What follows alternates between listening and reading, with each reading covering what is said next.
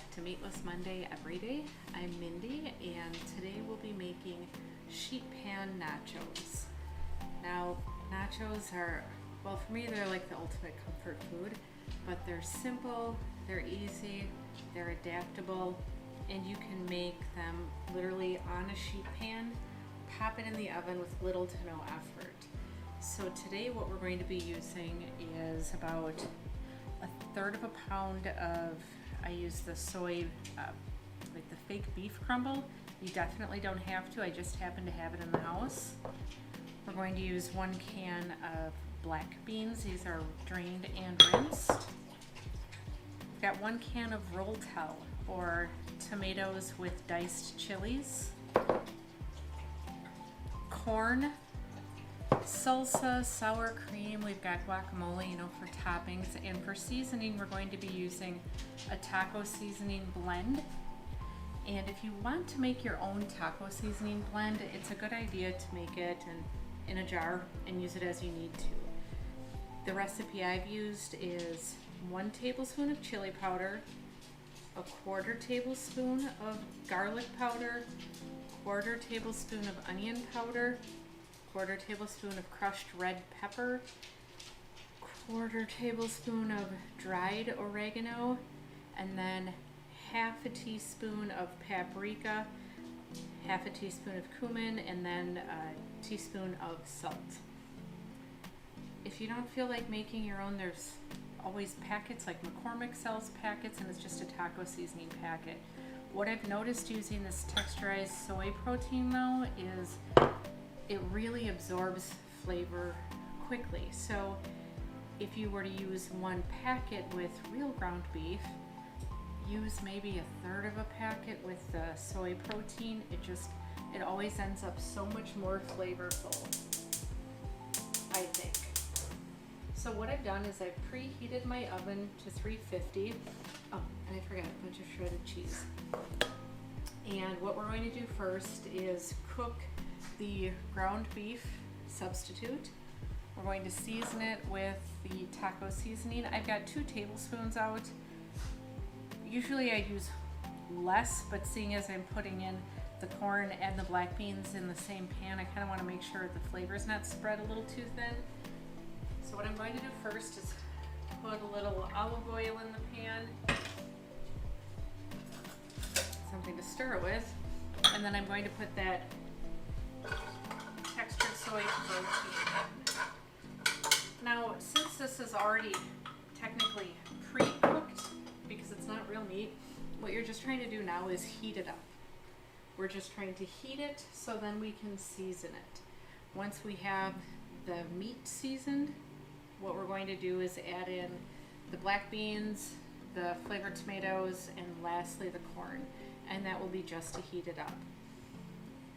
I don't know if I mentioned this, but I've got the oven preheating to 350 because what we'll do is we're just literally going to build the nachos on this pan. So you can put the pan on your table, everybody can dig in. You could put them on smaller pans in your oven, like maybe 8x8, something so everybody could personalize theirs, but this is what we'll be doing tonight. I have plans to make a completely different dinner tonight. I just kind of had a crazy day, so some comfort food seemed in order for me. Oh, one thing I think I forgot to mention, you do need tortilla chips. So I've got a bag of tortilla chips on the side. So what I'm going to do is put in the 1 tablespoon, and you also need to put in a little bit of water too. The water helps the seasoning dispense throughout, otherwise it could kind of just dry and crust on a spot, and you don't want that.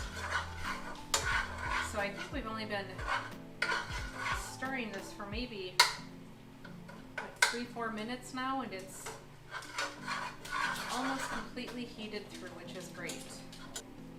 Alright, so that's just about heated, so we'll get the black beans ready. One other thing I like about this recipe, and I know I mentioned it before, it's customizable. So you can have 100 different toppings if you have them. You could have 3 different kinds of salsa, sour cream, guacamole. You could put pico on there, put jalapenos. You can cater it to your liking. So it's just nice and easy and very forgiving. So we're gonna dump in those black beans.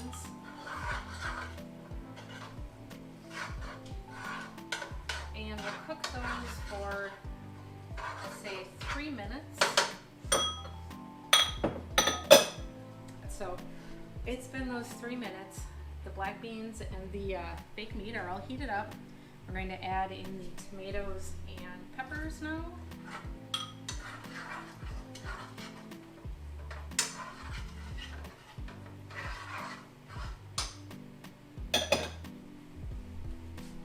Usually right about now is when I would take a chip and take a little sample to see if we need to add in any more seasonings.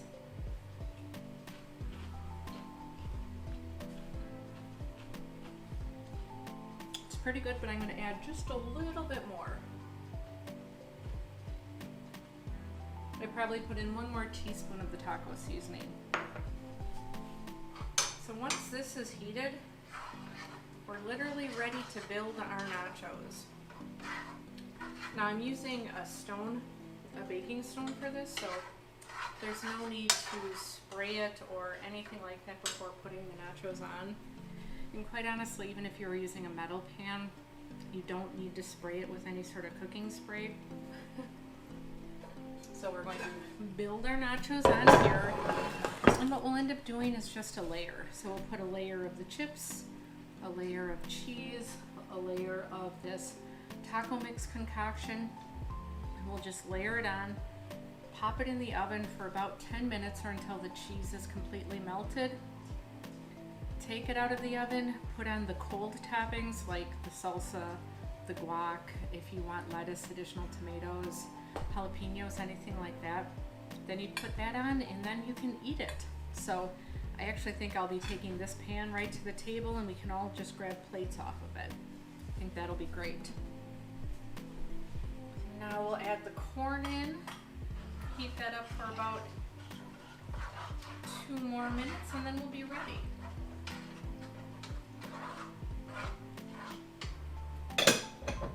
And if there's any leftover, I mean, with all of the things we just put in this pan, the pan's actually pretty full. So don't feel like you have to put all of the topping on the nachos. If there's any left over, it's great on top of a taco salad or just for tacos the next day.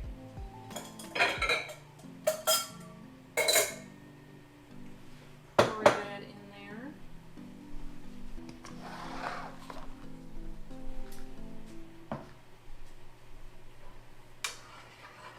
Alright, so now that the topping is heated up, I'm just going to pour some into a bowl so it's easier for me to work without a counter.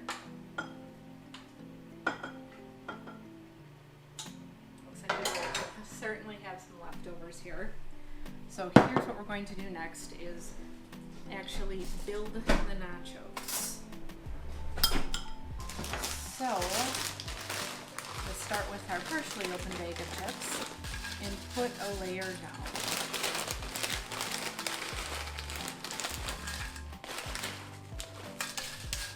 You'll notice I have 2 different types of chips today just because the last time or 2 times I go into the grocery store, they did not have the scoops. So I like the scoops, so I made sure to get them the next time.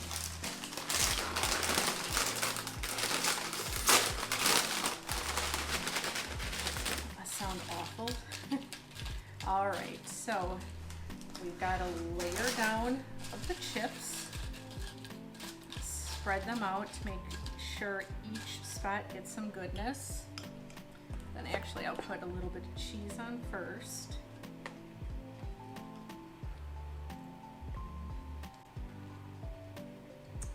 Then we'll layer on the corn, bean, and this time fake meat topping.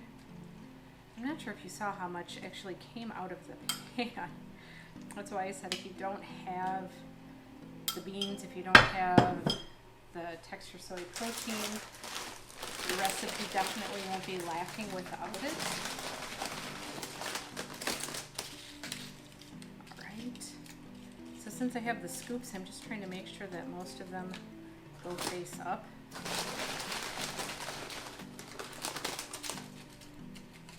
Oops. We'll get that later. If I will get that later, I mean the dog. The dog will eat that later. After the doorbell debacle, I have them outside. They're a little too riled up.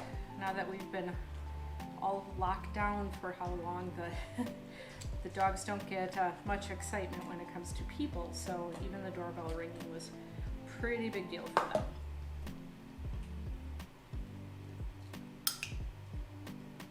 All right.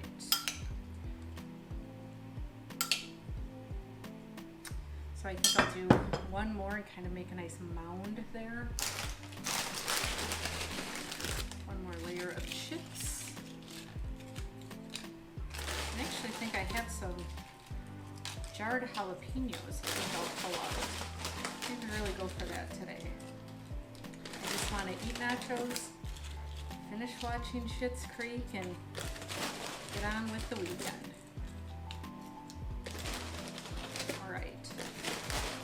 Almost done with the nacho mountain.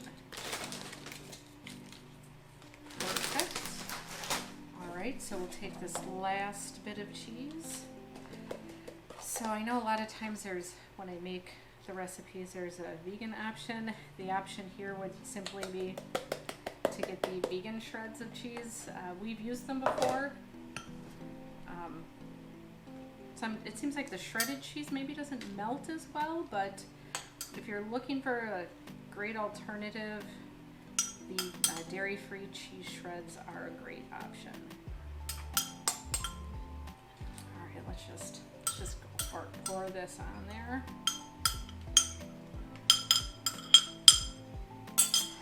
All right, so we're going to put this heap into the oven for about 10 minutes or until the cheese melts. Whew. Get out hot pads while we do that. I was going to cut up a tomato to put on there, but there's so many tomatoes already in there from the rotel, I'm going to skip it.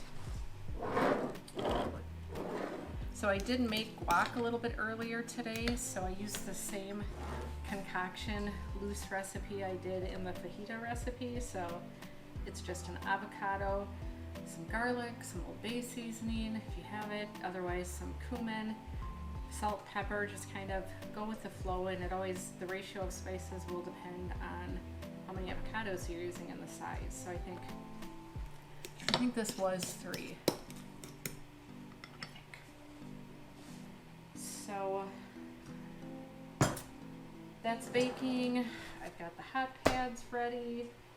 Chips can be put away, and I think maybe I will cut up a little bit of lettuce for the top, make it almost feel like I'm not eating the worst thing in the world for me, even though we kind of know I am. A little cutting board, and we'll cut up some of the lettuce. So since this is nachos and it's essentially a finger food, I'm going to try to shred the lettuce so it's a little bit easier to pick up on those chips. So the lettuce is shredded, and I'll just chop it a little bit more, and that is good to go. One other thing you could always put into the nachos would be rice. A lot of times we use rice in our tacos, burritos. It's great filler, they taste good. There's always a good leftover then too. And they pretty universal too. It's just about 3 minutes left, about 4. I'm gonna take a peek, see how the cheese is doing. It's coming along great. You can also choose to add more cheese on the top once it's all cooked if you'd like.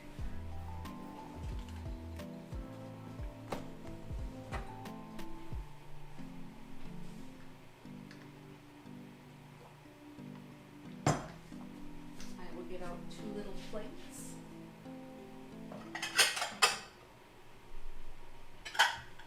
For the nachos. Sounded bad as well.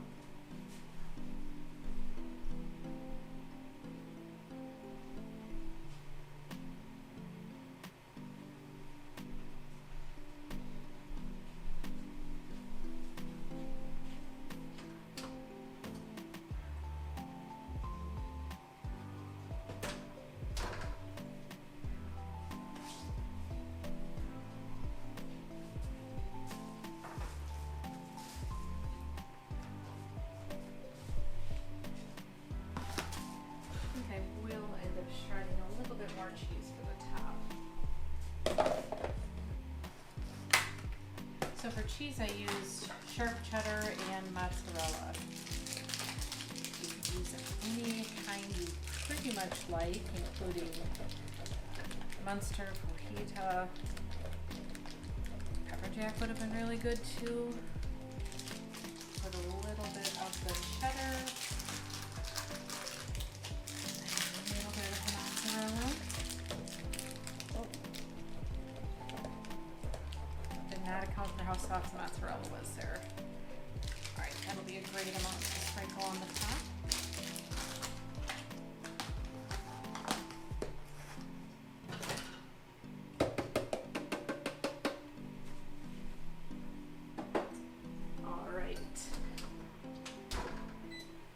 Took a look and the nachos look ready. Grab the hot pads.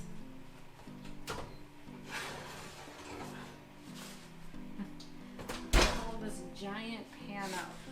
So here's what it looks like when it comes out of the oven. This is before any of the additional cold toppings.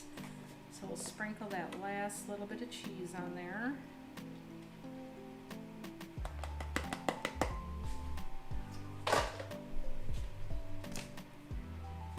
Sprinkle on the lettuce.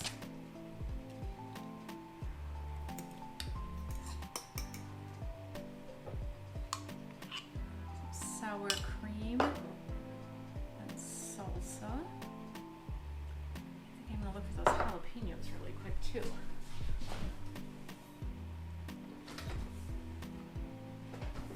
Must be a new jar. Yes, it is. New jar of sliced jalapenos, so we'll put some of those on there.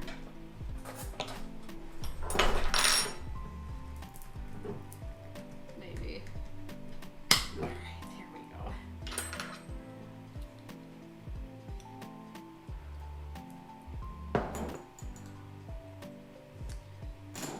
Alright, and there you have it. It is ready to eat sheet pan nachos, start to finish. It was maybe a 17-minute meal, so quick, easy, and you can't go wrong. So if you found this video helpful, or if you'd like to see any of our recipes or find out when the new videos drop, please feel free to like or follow the page. Have a great night.